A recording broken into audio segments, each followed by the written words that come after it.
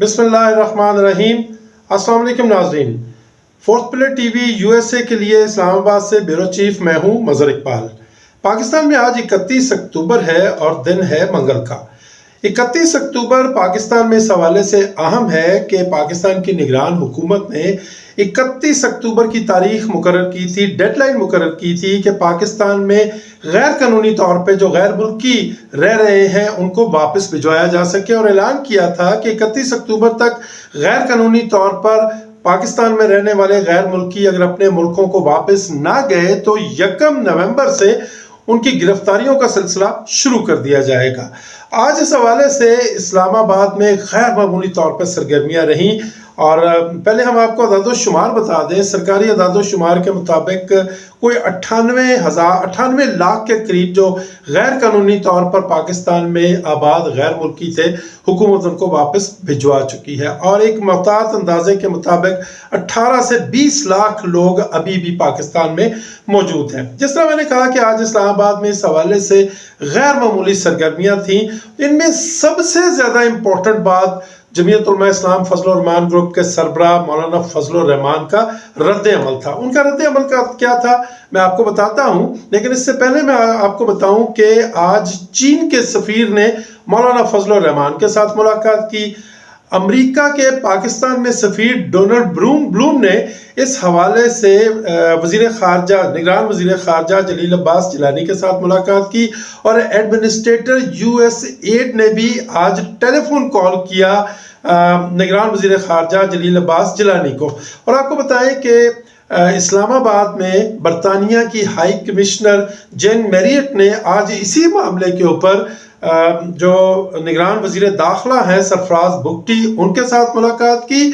और एक और इम्पॉर्टेंट चीज़ ये हुई कि जो इंसानी हुकूक से मुतल्लक अक़वाम मुत्तहिदा के हाई कमिश्नर हैं, अक़वाम मुत्तहिदा की जो हाई कमिश्नर हैं, उन्होंने एक बयान जारी किया, और इस बयान में उन्होंने तशवीश ज़ाहिर की जो कि गैर कानूनी तौर पर मुकीम जो गैर मुल्की हैं पाकिस्तान में, उनको जिस तरह से मुल्क से निकाला जा रहा है, मुल्क बदर किया जा रहा है, उस पर उन्होंने तशवीश ज़ाहिर की। खैर जो पाकिस्तान की तर्जमान है मुमताज़ ज़हरा बलोच, वज़ारत ख़ारजा की तर्जमान है, उन्होंने इस हवाले से अपना मौक़िफ़ तो दिया, लेकिन सवाल ये पैदा होता है कि इतने अरसे से पाकिस्तान में गैर कानूनी तौर पर बिलखुसूस जो अफ़गानी रह रहे हैं और दीगर गैर मुल्की रह रहे हैं, उस पर तो कभी किसी मुल्क ने कोई बात नहीं की। आज अमरीकी सफ़ीर भी मिल रहे हैं, बरतानवी हाई कमिश्नर भी मिल रही हैं, यूएसएड के जो एडमिनिस्ट्रेटर हैं वो भी मिल रहे हैं, और फिर जो दीगर जो हुकाम हैं मैंने आपसे जिनका जिक्र किया है वो भी बात कर रहे हैं, और सब तशवीश का इज़हार कर रहे हैं और कह रहे हैं कि हम तवक्को करते हैं कि पाकिस्तान जो है वो बेहतर अंदाज में आगे बढ़ेगा। इनमें सबसे ज़्यादा मैंने आपको कहा कि तशवीशनाक जो बयान रद्द अमल आया है वो मौलाना फजल रहमान का है। मौलाना फजल रहमान कहते हैं कि ये जो अफ़गान महाजरीन का मसला है ये पाकिस्तान और अफ़गानिस्तान का मुश्तरका तौर पे मसला है, और इस पे पाकिस्तान को एतमाद में लेना चाहिए अफ़गानिस्तान को, और दोनों मुल्कों को मिलकर ये मामला करना चाहिए। यहाँ तक तो बात ठीक है। इससे आगे चल के मौलाना फजल रहमान ने एक तरह से इल्ज़ाम लगाया है कि पाकिस्तान ने गैर कानूनी तौर पे मुकीम गैर मुल्कियों की आड़ में जो कानूनी तौर पे पाकिस्तान में अफ़गान महाजरीन रह रहे हैं उनको ब्लैकमेल किया जा रहा है। और ब्लैकमेल क्यों किया जा रहा है? पाकिस्तान में मौजूद उनकी अरबों रुपए की जायदादें हथियाने के लिए। ये मौलाना फजल रहमान का इल्ज़ाम है। यहाँ मैं आपको ये बात याद दिला दूं कि फोर्थ पिलर टीवी यूएसए ने आज से कुछ दिन पहले आपको आगाह कर दिया था कि हुकूमत पाकिस्तान ऐलानात तो कर रही है, लेकिन हमें ग्राउंड पे ऐसे कोई ठोस इक़दाम नज़र नहीं आ रहे जिनको बरूए कार लाकर हुकूमत इन गैर कानूनी तौर पे पाकिस्तान में मुकीम गैर मुल्कियों को वापस भिजवा सकेगी। और वही हुआ। ये मैंने आपको बताया कि अभी भी 10 से 15 लाख, अगर मुहतात अंदाज़ा भी किया जाए तो 10 से 15 लाख जो गैर मुल्की गैर कानूनी तौर पे पाकिस्तान में है वो मौजूद है। یعنی کہ ایک تو fourth pillar T V U S A کی جو انفارمیشن تھی وہ بالکل ٹھیک نکلی. آنے والے کل سے یعنی جب یہ ویلاگ آپ سن رہے ہوں گے تو پاکستان میں 1 اکتوبر ہو چکا ہوگا اور حکومتی اقدامات کے اعلانات کے مطابق جو غیر قانونی طور پر مقیم پاکستان میں غیر ملکی ہیں ان کے خلاف آپریشن شروع ہو جانا چاہیے. میں یہ نہیں کہتا کہ ہو چکا ہوگا، اس لیے کہ امریکہ، برطانیہ، یو ایس ایڈ اور اقوام متحدہ کا جو انسانی حقوق سے متعلق ادارہ ہے وہ سارے کے سارے اس وقت پاکستان کو پریشرائز کر رہے ہیں کہ بالخصوص افغانیوں کو نہ چھیڑا جائے. دیکھتے ہیں آنے والے دنوں میں کیا ہوتا ہے. ایک اور امپورٹنٹ شیئر آپ سے چیز کرنی ہے کہ میاں محمد نواز شریف جو کہ 21 اکتوبر کو پاکستان آئے تھے اور آنے کے ابھی کوئی 2 ہفتے بھی نہیں گزرے، تو وہ مشہور، آپ کے علم میں ہے کہ نواز شریف صاحب مشہور ہیں اسٹیبلشمنٹ کے ساتھ لڑائی کے حوالے سے.